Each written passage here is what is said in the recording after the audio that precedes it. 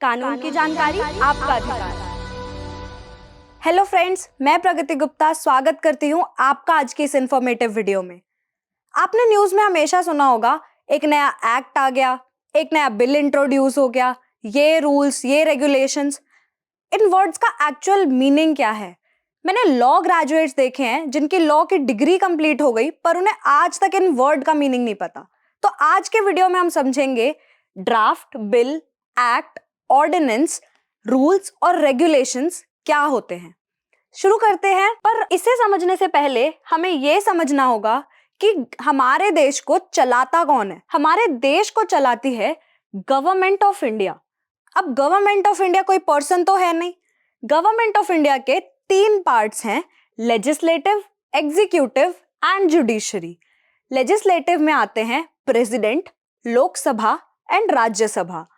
Executive में आते हैं president, vice president, prime minister and his council of ministers. Judiciary में आते हैं supreme court, high court, other subordinate courts. अब इन तीनों बॉडीज का काम क्या है? लेजिस्लेटिव का काम है मेक लॉज। जो भी लॉज बनते हैं वो पार्लियामेंट में बनते हैं। पार्लियामेंट में लॉज बनाए जाते हैं। तो लेजिस्लेटिव का क्या काम है? Make laws. एग्जीक्यूटिव का क्या काम है? जो भी लॉज लेजिस्लेटिव ने बनाए हैं उन्हें इंप्लीमेंट करना। लॉज लेजिस्लेटिव बनाता है और उन्हें इंप्लीमेंट एग्जीक्यूटिव करता है। Next is judiciary. जुडिशरी का काम है interpret laws and delivery of justice. अगर कोई भी डिस्प्यूट होता है किसी भी लॉ को लेके तो जुडिशरी लॉज को इंटरप्रेट करती है, यानी लॉज का मीनिंग क्या है और वो कैसे इंप्लीमेंट की जाएंगी ये जुडिशरी बताती है अपने केसेस के अकॉर्डिंग, और ये करते हुए वो डिलीवरी ऑफ जस्टिस करती है। अब समझते हैं ड्राफ्ट, बिल और एक्ट क्या होता है। तो सबसे पहले अगर गवर्नमेंट को कोई भी पॉलिसी इंप्लीमेंट करनी है तो वो एक ड्राफ्ट बनाती है जिसे वो पार्लियामेंट में प्रेजेंट करती है।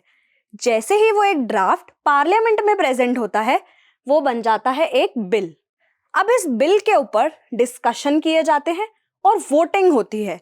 जब वोटिंग में ये बिल पास हो जाता है दोनों हाउसेज में, यानी कि लोकसभा और राज्यसभा जब दोनों इस बिल को पास कर देती हैं, उसके बाद ये बिल जाता है प्रेसिडेंट के पास।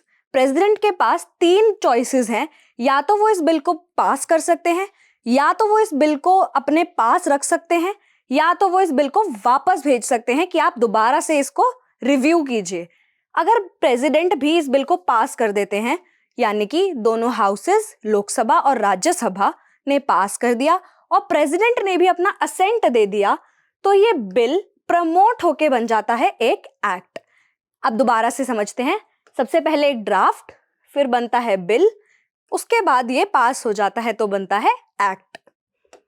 अब हम समझेंगे ऑर्डिनेंस क्या होता है। पर ऑर्डिनेंस को समझने से पहले हमें यह समझना है क्या हमारी पार्लियामेंट सारा टाइम काम करती है, पूरे साल काम करती है? नहीं। कॉन्स्टिट्यूशनली पार्लियामेंट को हर 6 महीने में मिलना कंपल्सरी है, बट हमारी पार्लियामेंट 3 सेशंस में काम करती है, budget session, monsoon session and winter session. अब ये बजट सेशन, मॉनसून सेशन और विंटर सेशन जो जनवरी से मई, जुलाई से अगस्त और नवंबर से दिसंबर में होते हैं, इनके जो बीच के कुछ मंथ्स हैं या कुछ टाइम है उसे हम कहते हैं रीसेस। पर क्या ऐसा कभी हो सकता है इतने बड़े देश में कि इस रीसेस के टाइम पर कभी किसी लॉ की जरूरत नहीं पड़ी? नहीं। तो इस टाइम पर जब पार्लियामेंट सेशन में नहीं है, यानी कि पार्लियामेंट रीसेस पे है, तो एग्जीक्यूटिव लेजिस्लेटिव फंक्शन करता है और लॉ पास करता है। पर याद रखिए ये लॉ सिर्फ एक ऐसी सिचुएशन में पास हो सकती है जो अर्जेंट हो। अगर एक ऐसी सिचुएशन है कि रिसेस का टाइम चल रहा है और अर्जेंट सिचुएशन अराइज हो गई है तो एग्जीक्यूटिव लॉ पास करता है जिसे हम ऑर्डिनेंस कहते हैं। अब मैंने आपको बताया कि पार्लियामेंट को हर 6 महीने में मिलना कंपलसरी है, यानी अगर एक ऑर्डिनेंस पास होता है तो उसकी वैलिडिटी कितनी होगी? 6 मंथ्स। क्यों? क्योंकि पार्लियामेंट को हर 6 महीने में मिलना कंपलसरी है। अब वो जैसे ही सेशन में आएगी तो 6 वीक्स के अंदर अंदर उस ऑर्डिनेंस को पार्लियामेंट के सामने प्रेजेंट करना इज कंपलसरी। जब एक ऑर्डिनेंस को पार्लियामेंट के सामने प्रेजेंट किया जाएगा, उस केस में दो ही चीजें हो सकती हैं।